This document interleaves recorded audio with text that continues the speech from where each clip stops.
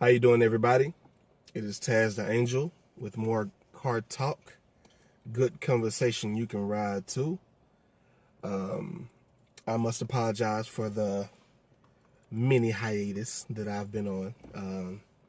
I haven't done an episode in about a month, so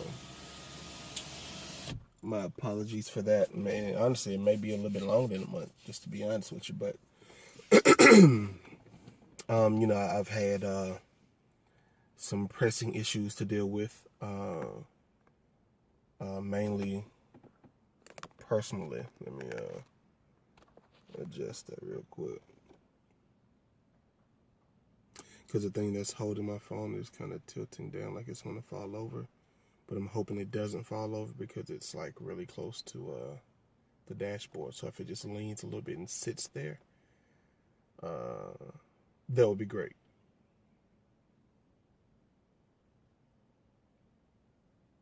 It looks like that's what it's doing. I guess I'll just have to try to not be so animated.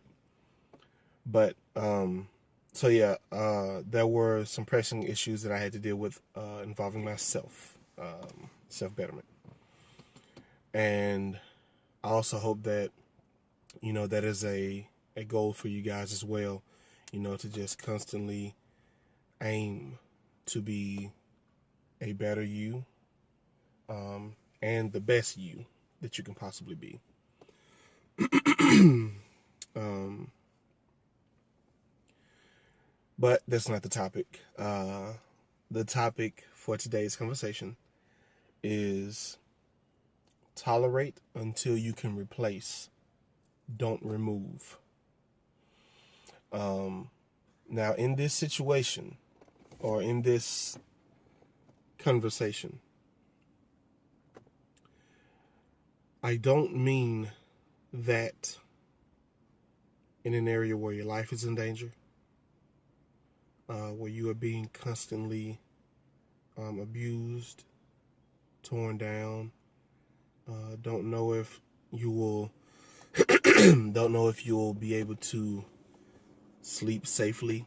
I don't mean that in these situations, because sometimes you have to act while you can and think later. This conversation is geared more towards making better decisions in life. Kind of threw me off. I saw a post on some social media platform. I don't know which one. And it was a little while ago. What it said was most people don't quit jobs. They quit managers or supervisors. And that's true. A lot of times the people aren't, really so displeased with their occupation. They're more so displeased with the people who are, being entrusted to lead them. But just saying I quit and walking away is almost never the best option. Almost never. Again, there are always exceptions.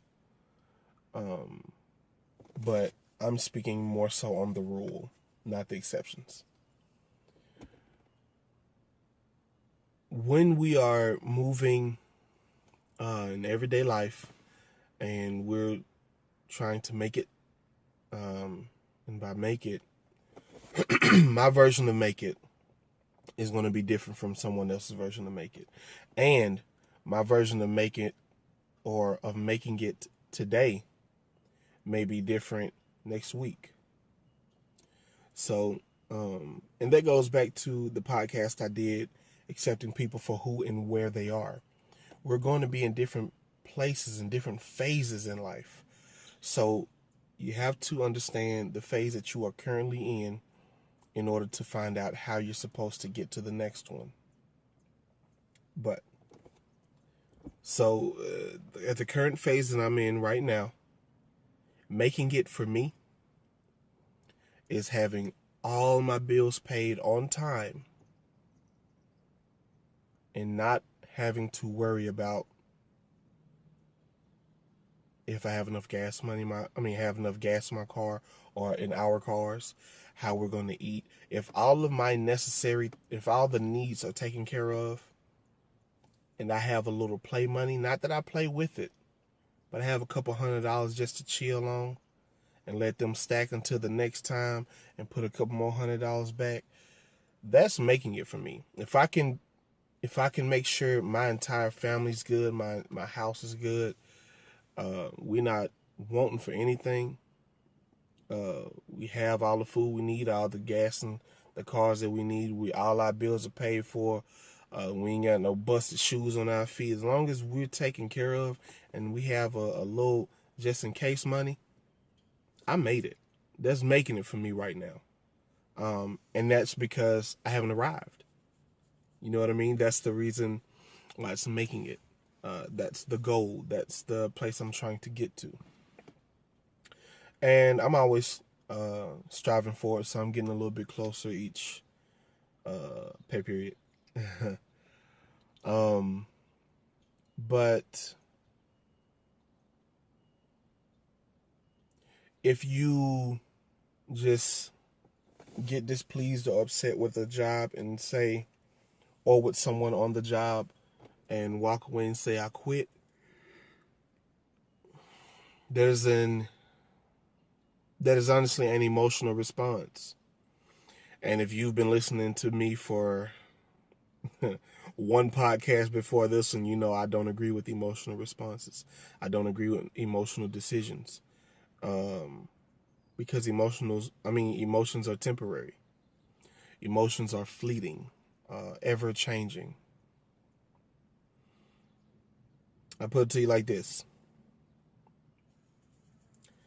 If I walked up to you right now, and I'm a big guy, but I hear a fly buzzing. I'm finna let the window down and get him up out of here. Thank you, fly. Because that buzzing was gonna irritate me while I was talking. But I'm gonna let my window down. I'm a little hot, you know what I'm saying? Because I always do it in the car. You see that's my camel pack right here while I'm at work, you know what I mean? I ain't gonna show you the brand because you know how we we don't do those advertisements. But a lot of times I have to walk around in the shipment yard at my job, and there are times where I have to walk out there for hours at a time. So I got that camel hump or camel pack, whichever one people prefer. I prefer camel hump. I like it, how it sounds. Plus, it makes me think about Rush Hour when Lee and Carter were eating that Chinese food at that kiosk, and he was like, I want camel hump. One of them got camel hump and the other one got eel. So I like saying camel hump. But anyway, so yeah, I use that while I'm outside so I don't dehydrate, because like I said, I'm out there sometimes for hours at a time, 2-3 hours at a time. And Texas weather, springtime, summertime, isn't so forgiving. You're gonna pay for those minutes and hours that you out there. But either way, so I don't agree with emotional responses. And back to what I was about to say. So if I walk up to you right now, and I'm a big guy, the guns are out, sun's out, guns out, you know what I mean? So if I walk up and push you, I'm not going to say slap or punch, but if I just walk up and shoulder check you, just hit you with the shoulder, just to let you know I'm there, the average person would be upset by that. I know I would. If any guy, if it was a small dude, but if it was especially a guy who was my size and he just nudged me and keep on walking like it ain't happened, we got to have a conversation now. But even if my size intimidated you from saying something to me, you're going to be upset. It's still going to bother you, right? As well, and it should. But what if after I shoulder checked you and I heard man, what's wrong with you? After I heard that, I just turn around and say, hey, my bad, here's $500. Would you still be upset with me? You know what I mean? You probably want to take a picture with me and post it on social media. I would be your favorite person for the day. Most likely. Because at that moment, you got paid $5 just to get a little bump. Now it turns into a little bump. You see how it changes? At first, this dude just bumped me and kept walking. He disrespected me. All these things are going to go in my head. All these things are going in my head. Somebody bumped me, I'm thinking, and you don't say excuse me. Now, if you say excuse me, I'll let you slide. We ain't got to talk no more because you said all I need to be said. But if you just bump me and keep moving as if I weren't there in the first place, now we have to have a conversation because I feel like you're disrespecting me. Because you moved in the space that my body was occupying, walked through that space as if my body wasn't occupying it, and didn't even acknowledge my body occupying that space. I'm not cool with that. We have to talk. So, but if that person, again, turns around and hands me $500, if you want to be proper, then I'm cool with that little shoulder check. That get out of here. Matter of fact, I'll make it more relatable. I'll make it realistic. It's actually happened in my life. I was driving on the highway, and I would show you my Expedition. I'm parked right beside it, but then I told you the phone is already moving around, so I don't want to have to mess it up. But so I was in my white Expedition. It was a Ford Expedition. I think it's like a 2002. So it's a lot of it is still actually real metal, or at least some of the more important parts. But most of it, I believe, is, or at least has some type of metallic alloy. It's not so much fiberglass. But I was driving on the highway, and this F-350 was driving behind me, and we were in traffic. So the guy hits me, you know what I mean? Because it was some kind of stop and go traffic, and there was a stop, and he was going. So he hit me, boom. And I immediately got enraged.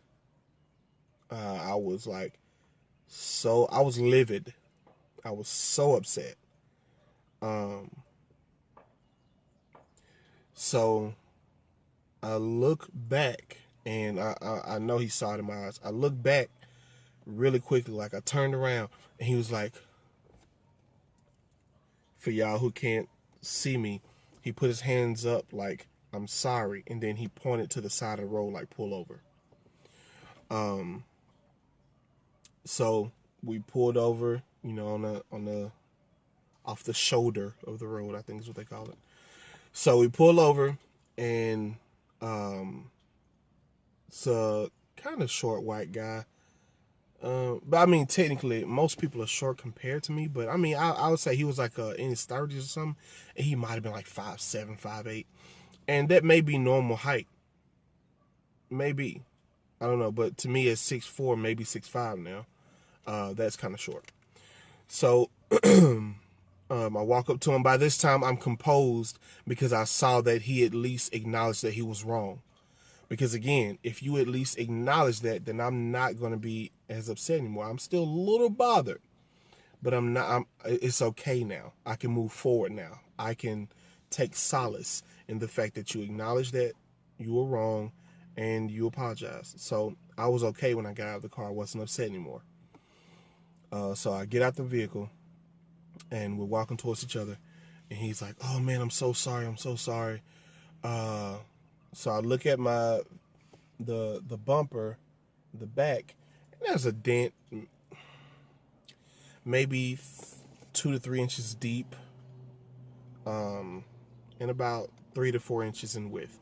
It's honestly not that big for an XL Expedition. You know what I mean? It was smaller than the size of my fist. I'll put it like that. And I have a large fist, but it was smaller than my fist. Like if I put my fist to it, at least my pinky knuckle will be hanging out. You know what I mean? So he's like, man, I'm sorry. Do you want to call insurance? Now, I'm a thinker. I know that he doesn't want to really call insurance or call the police, because that's what he said. He was like, do you want to call the police or insurance? And I know he really doesn't want that because he's at fault. It's clear as day. He's at fault because there was some damage to his bumper, and there was some damage to, to his front bumper and my rear. I'm not trying to do, fender and all that, but his front bumper had a little bit of damage, and my back bumper did. So it was obvious that he hit me. Pause.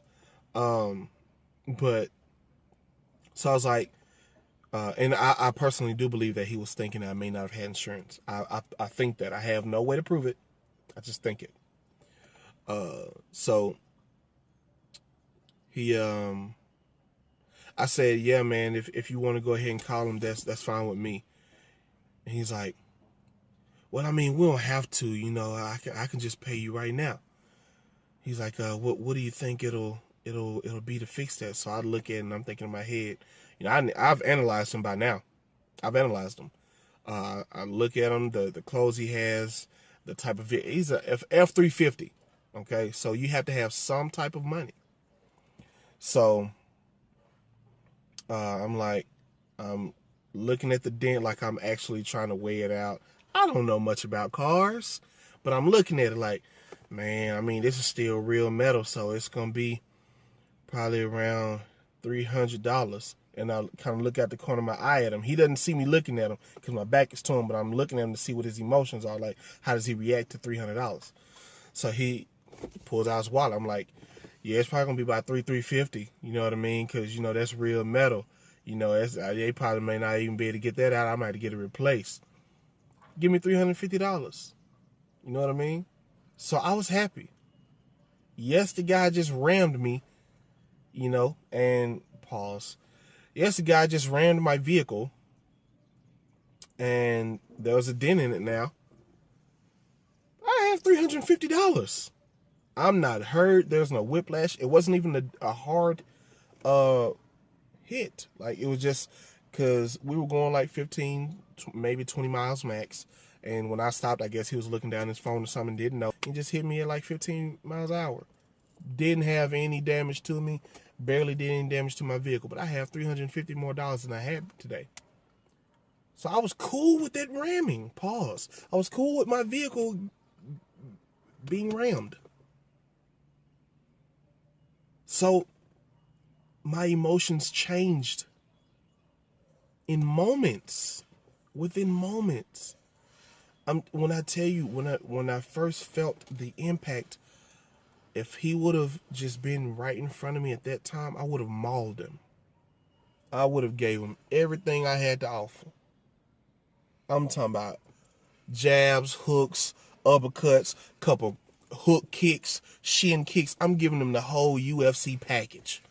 I might even throw in an arm bar. I was going to give him everything because I was that upset. But within moments, I was like, oh man, I got $350 now. That was well worth it. Now, I told you all of that to go right back to the topic. Tolerate things until you can replace them. Don't just remove them. When things are difficult, if you just run away, most of the time, these are tests against our being. These are tests against our emotions. These are tests against us to make us better. Now, I don't know what your beliefs are, so I can't tell you, and I won't tell you who these tests are being administered by. I will just simply say they're tests. So if we run away from the test, that doesn't equal passing it. If you transfer from one school during state testing and go to another school, you're still going to have to take those tests. It's the exact same. If you want to get a CDL and you are in the DMV, you don't like how this test looks, so you go to another DMV, you're still going to have to take a test. Most likely it'll be the same test. So instead of just removing either yourself from the test or the test from yourself, instead of removing it, tolerate it. and plan to move forward. If you don't like the job that you're currently working, don't quit. While you're still employed there and you're still making money, start filling out applications, start sending out resumes, start taking interviews on your off days. Utilize your time so it can be a smooth transition, because nothing, I'm not going to say that. I was going to say nothing is worse than, but that's always an exaggeration. I'll say it is always extremely tough when you quit, just walk out on a job. You have to wait for your last check to come in.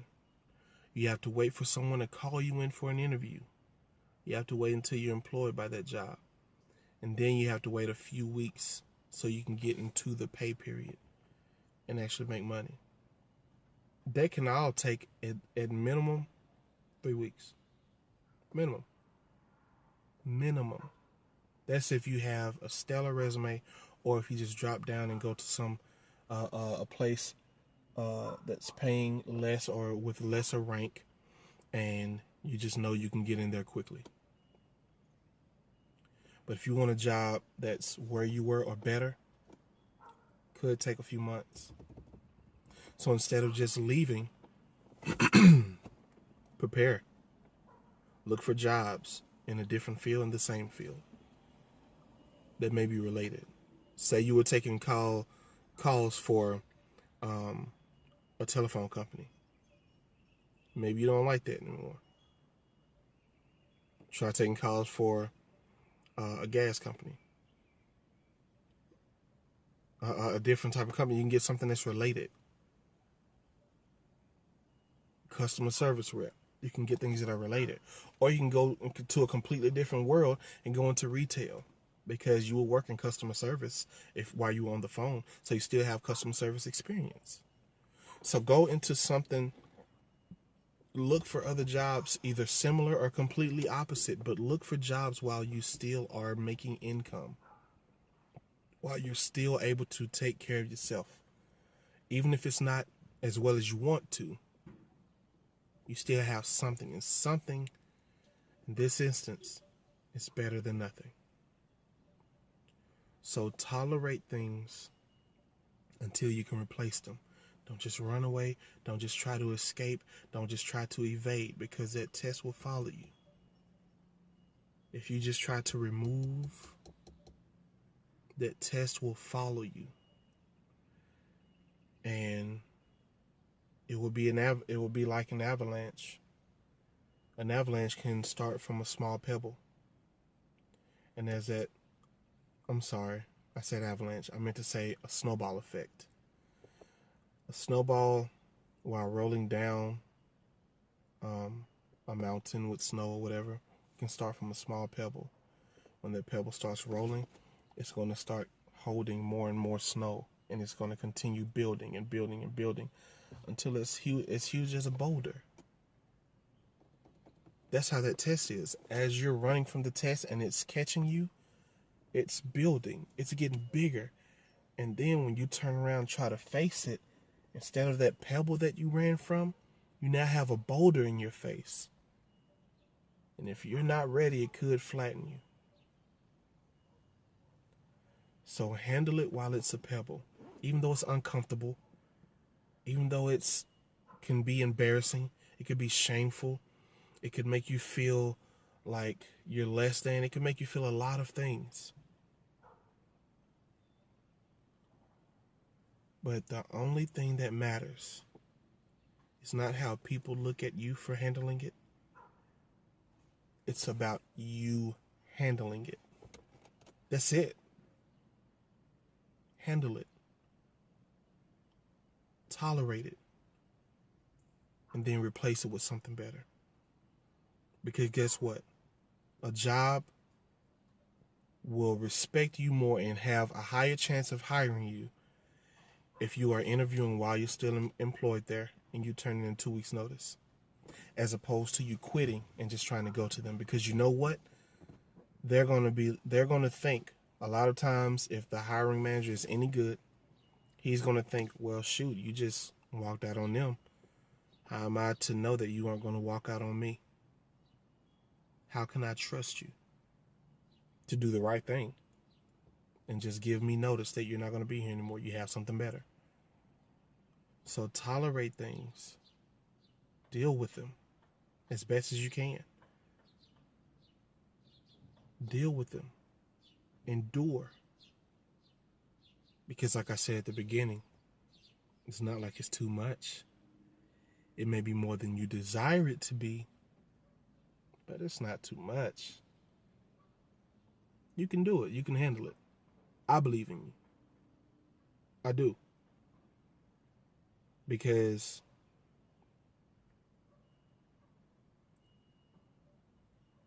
there were times where I didn't think I could do it. There's still times. It's not like it's not like I've made it. There are times right now that I don't know if I can change this. It just is what it is now. That's how it feels. It's not what it is, but that's how it feels. But just endure. Just keep moving. Just keep moving. You don't have to be in a sprint. Because guess what? One step forward is still you moving forward. Even if you can't you're so tired you can't pick your feet up off the ground. If you slide your foot 3 inches forward, that's progress. That's all that matters. It's not about the speed of your progression. It's just about progression. And I believe you can. I know you can. You just got to realize it for yourself. Just like at times I had to realize it myself. It's not too much. It never was. It was just uncomfortable. It wasn't the right time. I'm not in a good place to handle it right now. It's not right now. It's not too much. Tolerate it. Work towards your replacement. And in time, when the time is right, when you set your plan in motion, replace it. Don't just remove it. This has been an episode of Car Talk. Good conversation you can ride to. I am Tazzdaangel. I really hope that you've enjoyed this. I hope that you can take something beneficial from this. And I implore you, I ask you, I encourage you to listen to this through the end and send it to at least 5 people. At least 3 people that you know for a fact need to hear it. That you know for a fact they're thinking about just jumping away, and it may not be the best decision. You've tried to tell them this may not be the best way to do it, and they don't really listen. Sometimes it's the messenger. Sometimes they just won't want to listen to you because you're so close to them. It happens to me all the time. And because of that, sometimes you have to give that message. Just give it to another person. Hey, do me a favor and say this to them. And when they say it, the light switch comes on. So send this to at least 3 people that you know have been just trying to run away from their test, just trying to escape it, not trying to deal with it, just trying to get out of the way of it. Or they may be trying to run away from job to job to job and just quitting instead of turning in 2 weeks' notice and doing it the right way. And they're struggling because of it, because of those times of unemployment. People asking them, can you explain those gaps of employment? Why'd you quit here? Okay, why'd you quit over there? Send it to 3 people that you know, the fly came back, that you know can and will benefit from this. And then ask them to do the same thing. Because if y'all know that they need it, they know someone else who needs it. I appreciate you guys for listening. I thank you so much. I thank you so much just for listening. I've been talking for 30 minutes now. You didn't have to sit down and listen to me. You could have watched an episode of Empire. Could have watched an episode of something for 30 minutes. You could have. And if it was on Netflix, it'd have been commercial free. But we don't promote brands, so no shout out to Netflix. I appreciate you guys. I really hope you have a great day. And I'll talk to you soon.